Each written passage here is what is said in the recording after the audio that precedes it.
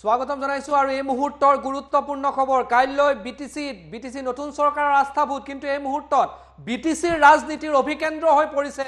গুৱাহাটীৰ ৰেডিশন Blu hotel ইতিমধ্যে শিলঙৰ পৰা সকলো নতুন পাৰিষদক আনি পেলাই ৰেডিশন ব্লুত ৰাখা হৈছে কিন্তু তাৰ মাজতেই প্ৰমোদ বড়ো আহি উপস্থিত হৈছে হি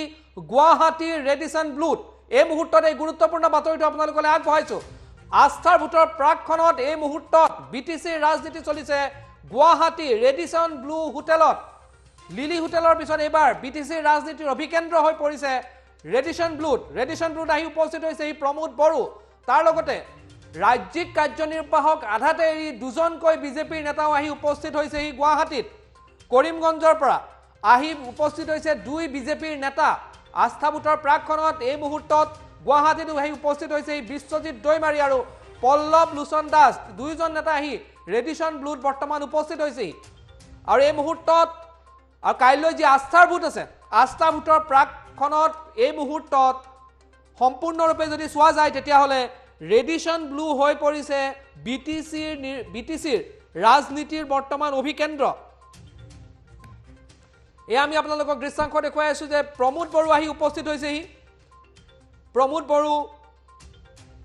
ৰেডিশন ব্লুত উপস্থিত হোৱাৰ সময়ে আমি আপোনালোকক দেখুৱাই আছো সাংবাদিকৰ কোনো প্ৰশ্নৰ উত্তৰ নিদিলে কিন্তু ইতিমধ্যে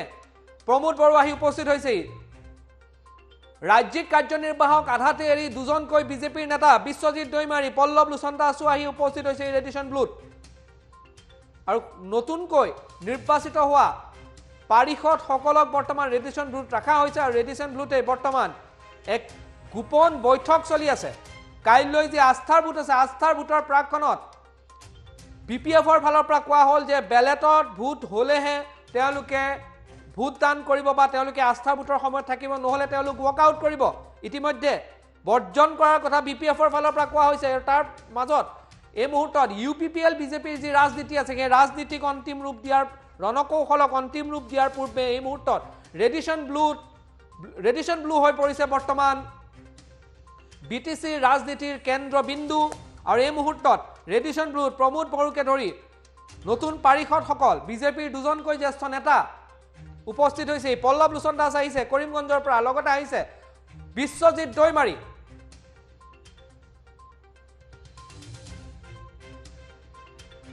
মই ফোনযোগে সংযুক্ত হ'ব বিচাৰিছো আমাৰ সাংবাদিক লক্ষ্য আছে লক্ষ্য মই আপোনাৰ পৰা সবিশেষ জানিব বিচাৰিছো হোটেলৰ পিছত সিখন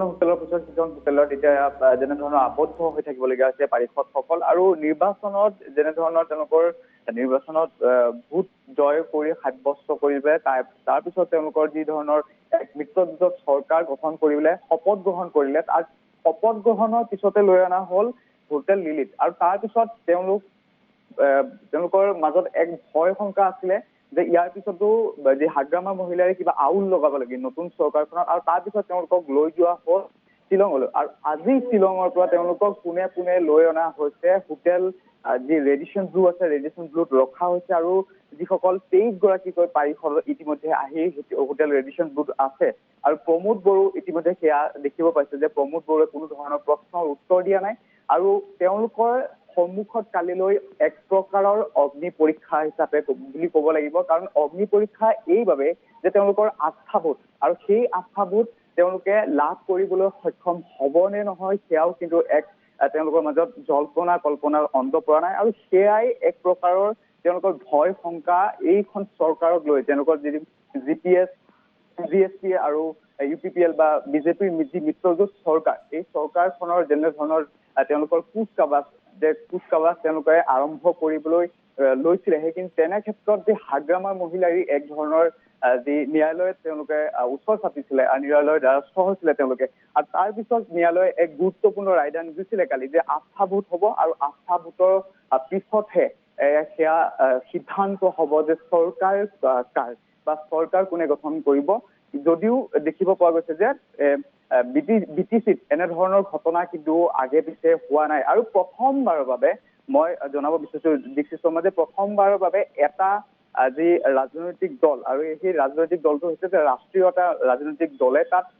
খোপনি পুতিবলৈ সক্ষম হৈছিলে গতিকে এই যি ৰাষ্ট্ৰীয় এটা দল বিজেপিৰ যি মিত্ৰজোঁট চৰকাৰখনে তেওঁলোকক খোপনি পুতিবলৈ সক্ষম হৈছিলে, সেয়া কিন্তু তেওঁলোকৰ BTR-ৰ বহু যি জনতা আছে সেয়া মানি ল'বলৈ তেওঁলোকে পৰা নাই। আৰু তাৰ বাবেই হয়তো এনেধৰণৰ আজিৰ দিনটোত বড়ো সাহিত্য সভাই এটা কথা কৈছে, আৰু কালিৰ দিনটোতো যি হাগ্ৰামা মহিলাই এটা কথা কৈছিলে যে সকলো আঞ্চলিক দল একত্ৰিত হ'ব লাগে আৰু একত্ৰিত হৈ যি ৰাষ্ট্ৰীয় দল আছে তাৰ পৰা উৎখাত কৰিব লাগে। অৰ্থাৎ তেওঁলোকে বিচাৰিছে যে তেওঁলোকৰ যিসকল যি আঞ্চলিকবাদী নেতাসকল আছে তেওঁলোকৰ সেই নেতাসকলেই তেওঁলোকক আচলতে ৰাজত্ব কৰক, বা তেওঁলোকৰ যি খোপনি পুতা ৰাজনীতি বা তেওঁলোকৰ যি আগৰ পৰা যেনে ধৰণৰ চলি আহিছিলে যে আঞ্চলিক ৰাজনীতিত আঞ্চলিক ভেটি সবল কৰা, যে সেইটোৱে বিচাৰিছে তেওঁলোকে। আৰু তাৰ বাবে হাগ্ৰামা মহিলাৰ কাৰী স্পষ্টকৈ কৈছে যে সকলো আহক, কেৱল বিজেপিক বাদ দি সকলো আহক আৰু আমি একত্ৰিত হৈ এনেধৰণৰ চৰকাৰ গঠন কৰিম বুলি সেয়া স্পষ্টকৈ মন্তব্য কৰিছিলে হাগ্ৰামা মহিলাই। আৰু আজিৰ দিনটোত যদি চাবলৈ যায় যে বড়ো সাহিত্য সভাই কিন্তু তাক সমৰ্থন জনাইছে, আওপকীয়াকৈ এক ধৰণৰ সমৰ্থন জনাইছে। গতিকে তেওঁলোকৰ যিহেতু কাইলৈ আস্থা ভোট, এই আস্থা ভোটৰ বাবেই কালিলৈ কেনেধৰণৰ কি পৰীক্ষাৰ সন্মুখীন হ'বলগীয়া হয়। কাৰণ এইটো বাবে যে তেওঁলোকে চৰকাৰ গঠন কৰিলে, তেওঁ শপত গ্ৰহণ কৰিলে, তাৰ পিছত যদি চাবলৈ যায় যে খেলখন সম্পূৰ্ণ তেওঁলোকে ভবাৰ মতে হোৱা নাই। বিজেপিয়ে যেনেধৰণৰ কুচকাৱাজ চলাইছিলে সেই সম্পূৰ্ণ এক বিপৰীত ছবিখনহে দেখিবলৈ পোৱা গৈছিলে। আৰু সেই যি আস্থা ভোটৰ কথা কোৱা হৈছে, গতিকে আস্থা ভোটত তেওঁলোকে যে UPPL কেনেধৰণৰ কি সমৰ্থন লাভ কৰিবলৈ সক্ষম হয়, সেয়া কিন্তু এক প্ৰকাৰ তেওঁলোকৰ UPPL-ৰ সমৰ্থনত কোন কোন আহে নাহে সেয়া গুৰুত্বপূৰ্ণ হ'ব। আৰু তেওঁলোকৰ বাবে এক যি ধৰণৰ অগ্নি পৰীক্ষা, সেয়া অগ্নি পৰীক্ষা কিন্তু তেওঁলোকৰ সন্মুখত কালিলৈ থিয় দিব। গতিকে এই সকলো ধৰণৰ যি এক আলোচনা, সেই আলোচনাত এতিয়া মিলিত হৈছে সকলো দেখিব পাইছে যে ৰেডিচন ব্লুত এতিয়া আহি এজন এজনকৈ যি মন্ত্ৰী সেয়া দেখিব পাইছে। পীযুষ হাজৰিকা আহি উপস্থিত হৈছে আৰু বিশ্বজিৎ দৈমাৰীও আহি উপস্থিত হৈছে কিছু সময় পূৰ্বে। গতিকে এই যি বিজেপিৰ আনফালে যদি চাব যায় যে হাই ভল্টেজৰ এখন কাৰ্যনিৰ্বাহক চলি আছে, সেয়া হৈছে কৰিমগঞ্জত। গতিকে কৰিমগঞ্জত এটা বেলেগ ধৰণৰ তেওঁলোকৰ যি বিজেপিৰ কাৰ্যনিৰ্বাহক চলি আছে। কিন্তু আনফালে যদি চাব যায় যে হোটেল ৰেডিচন ব্লু এতিয়া যি BTR-ৰ কেনেধৰণৰ কি হ'ব ভৱিষ্যত, BTR যি কাইলৈ আস্থা ভোট আছে, গতিকে সেই ভৱিষ্যতক লৈ তেওঁলোকে কিন্তু এক ধৰণৰ প্ৰত্যাহ্বানৰ সন্মুখীন হৈছে। দীক্ষিত শৰ্মা। হয় লক্ষ্য, ধন্যবাদ জনাইছোঁ আপোনাক। আৰু এই মুহূৰ্তত এই গুৰুত্বপূৰ্ণ বাতৰিটো আমি আপোনালোকক জনাই আছোঁ যে বৰ্তমান BTCৰ যি ৰাজনীতি আছে, ৰাজনীতিৰ অভিকেন্দ্ৰ বৰ্তমান হৈ পৰিছে হোটেল ৰেডিচন ব্লু।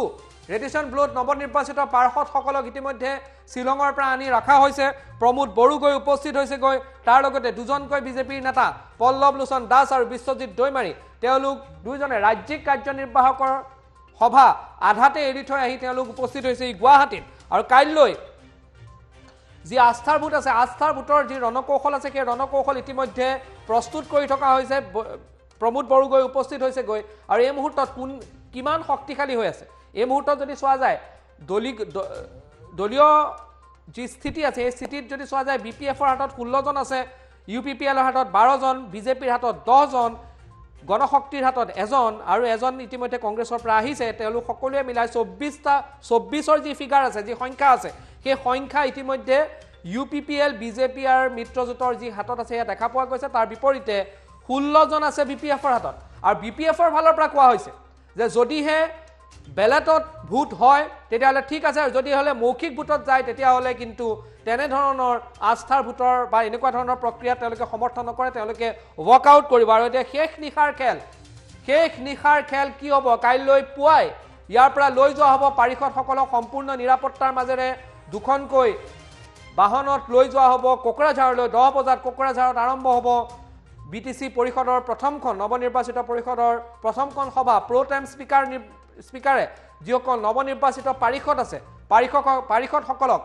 শপত গ্ৰহণ কৰোৱা হ'ব। শপত গ্ৰহণ কৰাৰ পাছত অধ্যক্ষৰ নিৰ্বাচন হ'ব, আৰু অধ্যক্ষৰ নিৰ্বাচনৰ পাছতেই আস্থাৰ ভোটৰ বাবে যি প্ৰক্ৰিয়া আছে সেই প্ৰক্ৰিয়া আৰম্ভ হ'ব। আৰু আস্থা ভোট কেনেধৰণে হয় কাৰণ গুৱাহাটী উচ্চ ন্যায়ালয়ে যি ৰায় দিছে সেই ৰায় অনুসৰি কাৰ পক্ষত কোন আছে এই গোটেই পৰিষদ কেনেধৰণে গঠন হ'ব সেই গোটেই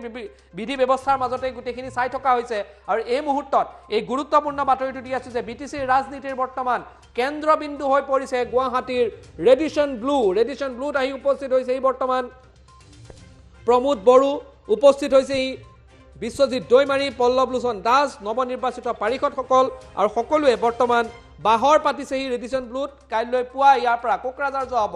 10 বজাত পুৱা 10 বজাত কাইলৈ আৰম্ভ হ'ব বিটিচিৰ পৰিষদৰ যি আস্থা ভোটৰ প্ৰথম প্ৰক্ৰিয়া হ'ব সেইটো হৈছে প্ৰোটেম স্পিকাৰৰ দ্বাৰা শপত লোৱা হ'ব নৱনিৰ্বাচিত পাৰিষদসকলক আৰু তাৰ পাছতে আস্থা ভোটৰ সম্পূৰ্ণ যি প্ৰক্ৰিয়া আছে সেই প্ৰক্ৰিয়া আৰম্ভ হ'ব আৰু এই মুহূৰ্তত আমি এই গুৰুত্বপূৰ্ণ বাতৰিটো আপোনালোকক দেখুৱাইছো যে প্ৰমোদ বড়োৰ দৃশ্যাংশ দেখুৱাই আছো প্ৰমোদ বড়ো আহি বৰ্তমান উপস্থিত হৈছে হোটেল ৰেডিশ্যন ব্লুত উপস্থিত হৈ আছে চলি আছে ৰেডিশ্যন ব্লুত বৰ্তমান এক গুৰুত্বপূৰ্ণ বৈঠক বৰ্তমান চলি আছে আৰু এই বৈঠকত শেষ ৰণকৌশল প্ৰস্তুত কৰা হৈছে আৰু এই মুহূৰ্তত সংখ্যাবলৰ ফালৰ পৰা যদি চোৱা যায় বিজেপি ইউপিপিএলৰ হাতত আছে 24 বা তেওঁলোকৰ যি মিত্ৰজোঁট আছে 16 আছে বিপিএফৰ হাতত আৰু এতিয়া বিপিএফে দাবী কৰি আছে তেওঁলোকৰ হাতত সংখ্যাগৰিষ্ঠতা আছে ইউপিপিএলৰ ফালৰ পৰা দাবী কৰি থকা আছে তেওঁলোকৰ হাতত সংখ্যাগৰিষ্ঠতা আছে ইতিমধ্যে এই গোটেই প্ৰক্ৰিয়াটোৱে কাইলৈ শেষ যি যুঁজ আছে আস্থাৰ ভোটৰ সেই আস্থা ভোটৰ যুঁজ কাইলৈ হ'ব আৰু এই আস্থা ভোটত কোনে শেষ হাঁহি মাৰিব বা প্ৰমোদ বড়োৰ হাতত